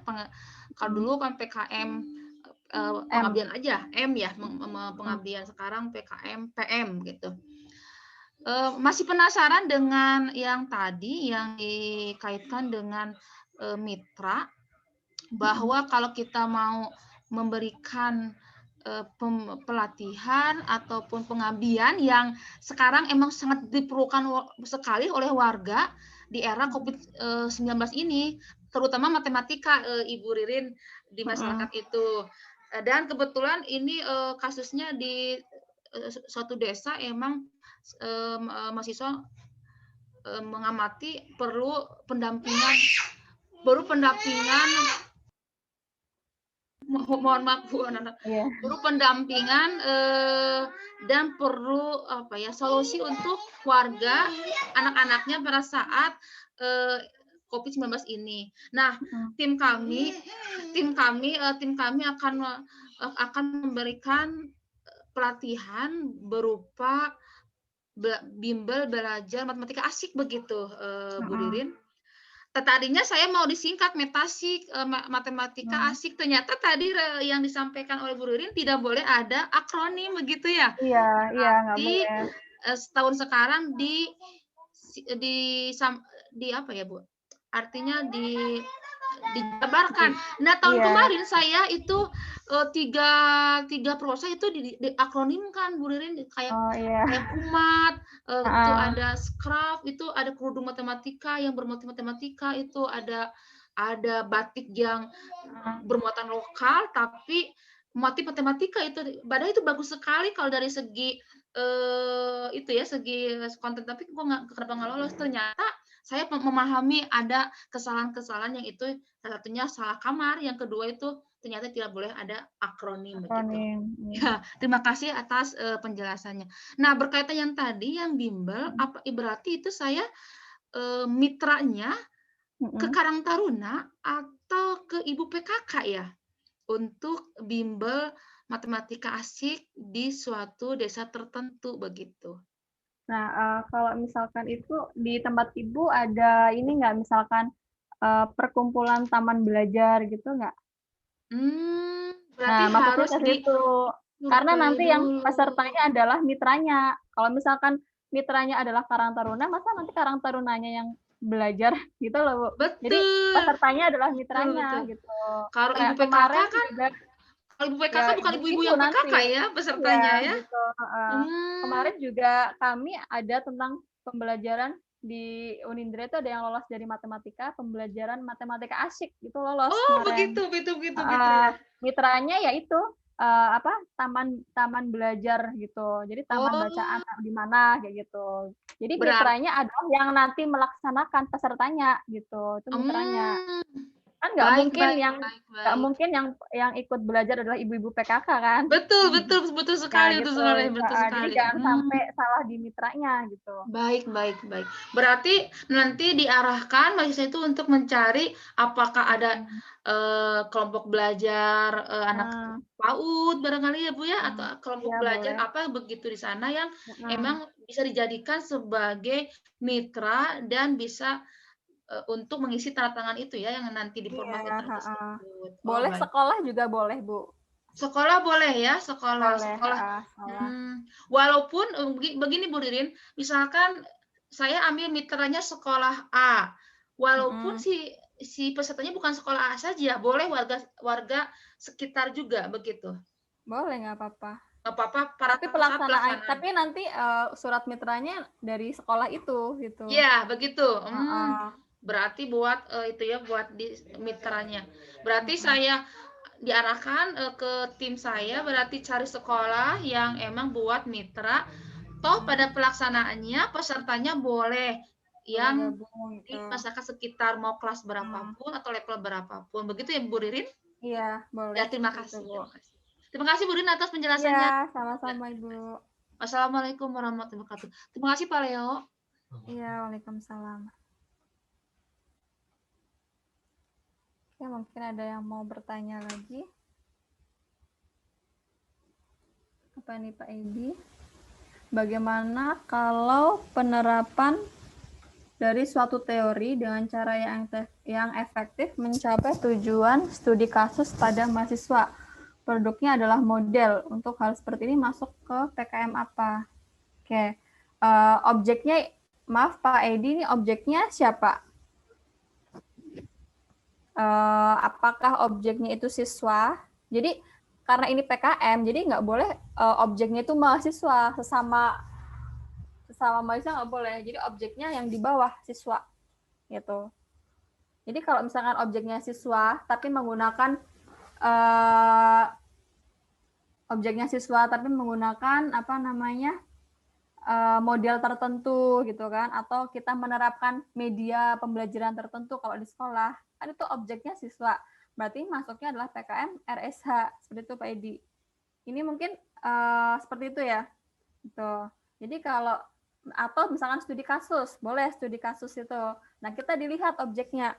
Objeknya masyarakat atau siswa. Nah, kalau objeknya adalah masyarakat untuk studi kasus seperti itu, atau objeknya adalah siswa, berarti masuknya ke PKM Sosial Humaniora RSH. Seperti itu, Pak.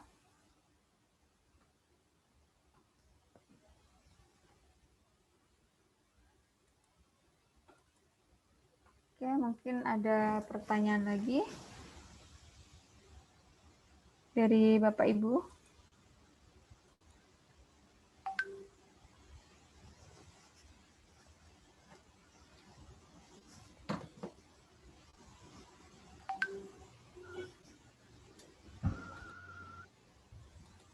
Izin bertanya Ibu Irnin. Oh iya, dengan Ibu siapa? Bu Malia, Ibu dari Tangerang. Oh iya, silakan Bu. Bu, tadi yang Ibu sampaikan terakhir saya teringat. Kalau contohnya ini objeknya masyarakat satu komunitas ya, jadi buat suatu penerapan pola pendidik, pola asuh orang tua, pola asuh orang tua terhadap anak remaja. Apakah ini bisa dijadikan PKM Humanora ya, sosial Humanora? Oke, jadi objeknya kan masyarakat ya Ibu ya, dengan menggunakan pola penerapan apa seperti itu. Nah, berarti kalau mau kita teliti itu masuk ke PKM Sosial Humaniora ya, benar? Betul ya? Betul. Jadi dilihat dari objeknya gitu. Berarti kita contohnya kalau untuk ke mitranya itu gimana hubungan dengan mitra? Nah, kalau misalkan Ibu mau PKM apa, misalkan? Ya, Humanora tadi, sosial Humanora. Nah, kalau sosial Humanora itu kan penelitian. Jadi kalau penelitian tidak menggunakan mitra, Ibu. Jadi langsung terjun penelitian saja ke situ. Misalnya ke masyarakat mana gitu kan, mau melihat polanya, pola lingkungannya, itu berarti langsung aja terjun di situ gitu. Tidak pakai surat mitra. Gitu. Kecuali kalau misalkan PKM Abdimas melakukan kegiatan pelatihan di mitra itu, baru kita pakai surat mitra seperti itu. Berarti yang perlu dipersiapkan hasil dari PKM ini apa ya Bu ya kira-kira? Kalau PKM tadi gimana judulnya ya Bu? Pola asuh orang tua terhadap anak remaja. Nah, berarti kan itu dalam bentuk deskriptif ya, gitu kan? Yeah. Nah, itu berarti penelitiannya bisa survei, bisa wawancara kan penelitiannya gitu. Nah, nanti luarannya artikel ilmiah. Jadi nanti ketika sudah lolos, mahasiswa suruh membuat artikel ilmiah tentang penelitiannya itu. Tuh. Sorry, Ibu, tadi siapa yang buat artikelnya? Mahasiswa, Ibu. Oh, oke. Iya, mahasiswa. Oh, oke. Seperti itu. Terima kasih, Bu Irnin. Ya, sama-sama. Oke, ini Bu Nuryati, Resen. Apakah mau bertanya? Silahkan.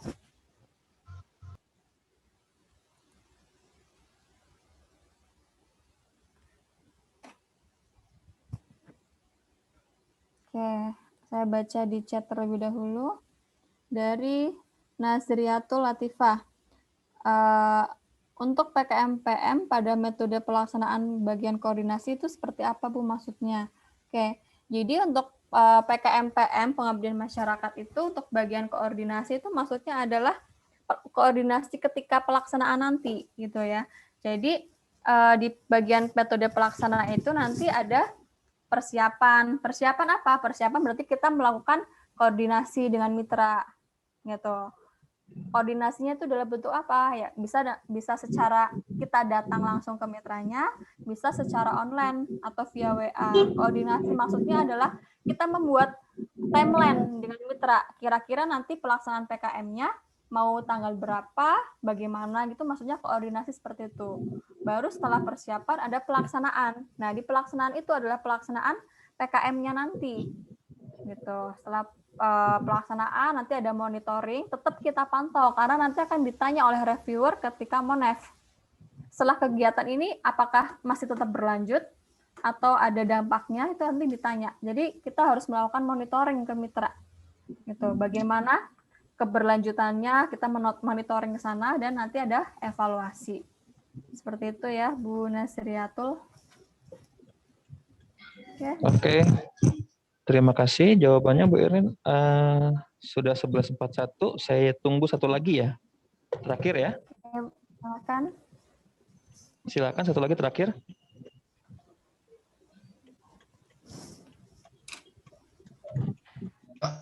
Assalamualaikum, Bapak. Izin bertanya boleh? Halo, Assalamualaikum. Oh iya. Ini. Oh iya, silakan Bu Nuryati dulu ya, Pak Edi. Oh ya, terima kasih Bu. Ini mohon maaf, ini saya karena memang sambil OTR jadinya agak ini. Ini yang saya tanyakan adalah singkat saja ya, karena saya kan untuk judul saya pengembangan kreativitas guru PAUD melalui media pembelajaran berbasis teknologi di masa pandemi COVID-19. Nah, ini untuk objeknya ataupun subjek penelitian saya itu kan guru-guru PAUD di Kabupaten Serang. Nah, itu kira-kira bagaimana? Apakah itu bisa memenuhi syarat atau tidak untuk subjeknya sendiri? Terima kasih. Ibu mau ke PKM-nya apa? PKM penelitian atau PM? Penelitian.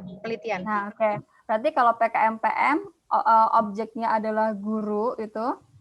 Nah, di sini karena yang PKM itu adalah mahasiswa, jadi objek itu jangan ke guru, jangan ke mahasiswa Ibu kalau untuk penelitian, tapi ke yang lebih rendah. Boleh ke masyarakat atau ke siswa gitu. Tapi ke siswa gitu. Itu kalau untuk objek di penelitiannya ya, tapi jangan ke guru, jangan ke mahasiswa. Itu masa mau meneliti sesama sendiri gitu kan, yang sebaya kan nggak boleh. Berarti meneliti yang lebih rendah kayak gitu.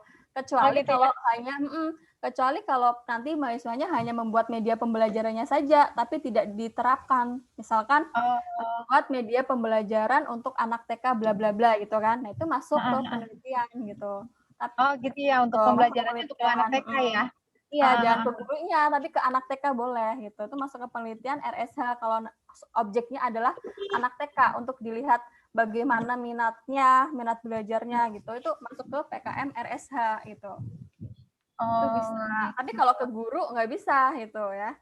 Oh iya. Nah, terus kalau misalnya itu kan untuk penelitiannya itu kan kita yang awalnya memang ini kan guru PAUD ya, kita untuk mengembangkan kreativitas guru PAUD. Nah, berarti itu kalau misalnya kita di situnya guru PAUD, kalau subjeknya itu berarti harus diganti atau bagaimana? Karena berarti harus diganti ke siswa.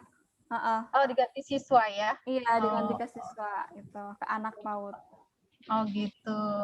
Berarti kreativitas anak gitu ya? Kreativitas anak saja, Bu. Oh gitu. Karena rencana saya mau untuk guru-guru PAUD itu akan saya workshop gitu ya. Saya workshop bagaimana membuat video pembelajaran untuk anak usia dini seperti itu. Nah, kalau Ibu ini mau dilihat penelitiannya atau mau melakukan pelatihan? Penelitiannya. Untuk penelitian. Ini kan kita untuk penelitian nih. Sebetulnya kan kita udah tahu bagaimana permasalahannya. Nah, permasalahannya itu kan ya mayoritas guru-guru PAUD yang ada di Kabupaten Serang ini kan mereka masih banyak keluhan gitu ya, banyak keluhan terkait dengan ya khususnya masa pandemi ini. Jadi mereka itu ya kesulitan dalam mengajar gitu ya, mengajar yang online. Nah, itu kita ingin memberikan pelatihan kepada guru-guru itu gitu melalui media yang berbasis teknologi tadi, istilahnya kita membuat video pembelajaran begitu untuk anak usia dini seperti itu. Kalau untuk penelitiannya, berarti masuknya adalah ke penelitian RSH, berarti nanti objeknya adalah siswa, gitu Bu. Tapi kalau misalkan Ibu mau mahasiswanya mau melakukan pelatihan, nah kalau pelatihannya berarti PKMPM. Jadi harus ditentukan dulu yang mau dilakukan apakah pelatihannya atau membuat suatu media pembelajaran itunya gitu. Harus ditentukan. Gitu. Kalau membuat suatu media pembelajaran kemudian mau dilihat efektif dan enggaknya oleh anak-anak PAUD berarti penelitian masuknya. Tapi kalau mau pelatihan membuat video berarti masuknya ke PM. Gitu. Nanti yang dilatih guru-gurunya berarti pengabdian masyarakatnya itu gitu masuknya.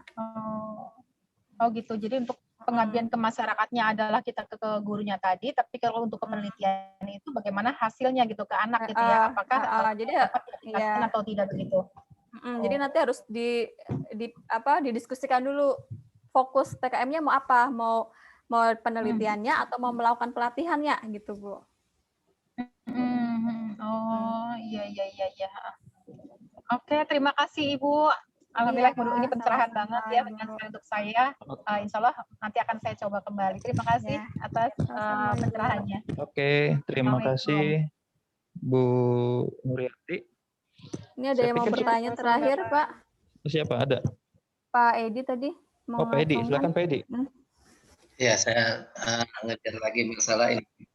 Misalnya analisisnya terhadap implementasi satu teori ya, aplikasi di perusahaan gitu.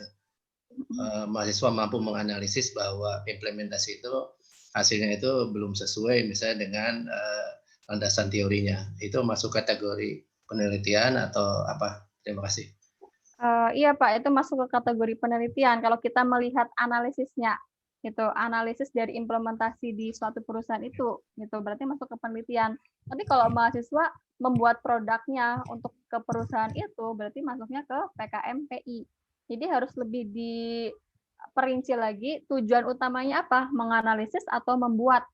Kalau menganalisis berarti masuknya ke penelitian, tapi kalau mahasiswa itu membuat suatu produk, kemudian nanti dilihat di perusahaan itu atau diproduksi, itu masuknya ke PI. Seperti itu Pak.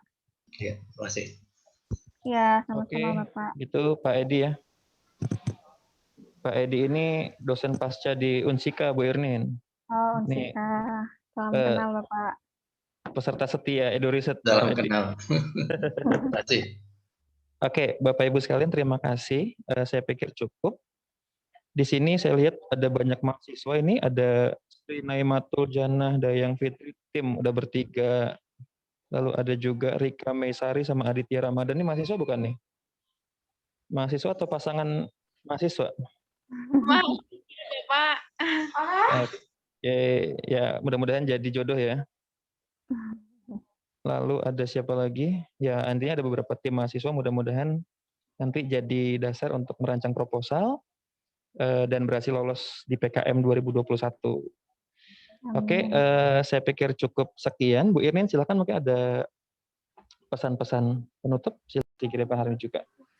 Oke, terima kasih sekali lagi. Mudah-mudahan apa yang kita kerjakan hari ini membawa manfaat buat semuanya. Amin. Dan mudah-mudahan banyak proposal yang diterima. Amin. Bagi Bapak Ibu sekalian. Terima kasih. Sampai ketemu lagi dengan kesempatan. Selamat siang. Selamat siang. Terima kasih Pak Leo. Terima kasih Bu. Terima kasih Pak Leo. Pak Leo, terima